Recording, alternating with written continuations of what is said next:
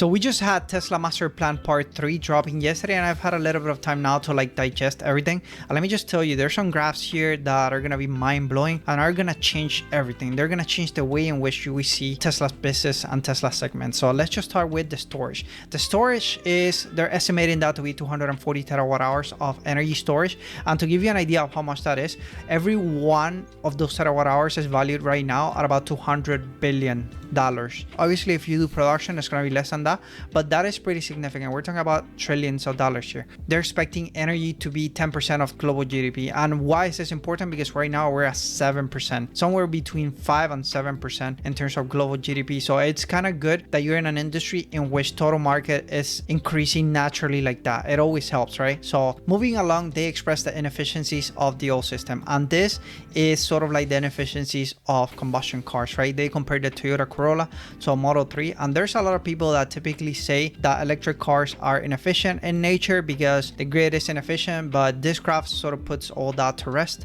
and it's a pretty good counter argument. The one thing that we had not seen is the difference in efficiencies between the gas furnace and a heat pump. So they're moving a lot in this way right here, and this seems to be pretty important in terms of like new product lines, all the gas pump and the heat transfer infrastructure. I think this right now is the most important graph of the whole presentation by far, and I don't think a lot of people are gonna pay too much attention to this one because it doesn't look super interesting. But look at this, and these are sort of like the product lines for Tesla in the future. We've already had some of these, so right, so this is EVs, and EVs is a behemoth on its own. Look at this is significantly bigger than any other segment. One of the things we found out here, and that's why this graph is so important, is that energy, the grid system, is a little bit smaller than we initially thought. And I think this puts to rest the idea that energy in terms of grid would be as big as the EV business. Not even a chance. The difference is 5 to 6 times. That's a little bit of a surprise, but there's also some pleasant surprises as well in here.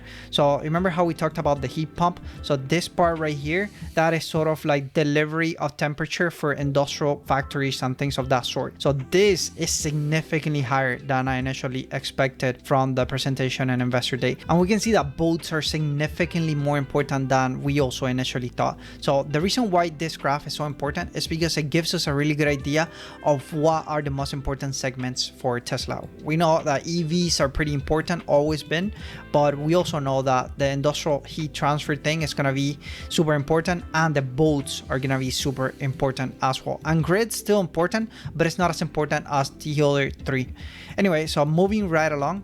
So in order to build this new grid, we see that they're going to have to create like 4 new regions for the US in terms of energy transfer. And the thing that is curious here is that Texas has its own little region as opposed to being part of the Midwest, right? So I'm not sure exactly why they're modeling like that. Why would Texas have its own little square? I think it might be because Texas has both a lot of production and a lot of need for energy, and that's why they did it like this. This is going to be a table that everybody's going to be talking about for good reason, right? Like this is a lot of the new models, right? They put the compact here and they give a lot of new information about the pack size. We never knew how big the pack size was going to be for the compact, but we expected it, of course, to be less than the Model 3 and Model Y. So another thing that we're getting is that the bus, Tesla had never shown any interest in creating an electric bus, so this is new information as well. We see that the commercial passenger, sort of like the competitor to Rivian delivery vehicles, is going to use high nickel as a cathode. So we didn't know that either. So I think this is going to be one of the most popular and sort of most talked about charts or information in the whole presentation. So moving along, and I think the biggest takeaway from this is that now we know that EVs is number 1 for sure, and then we see the heat pump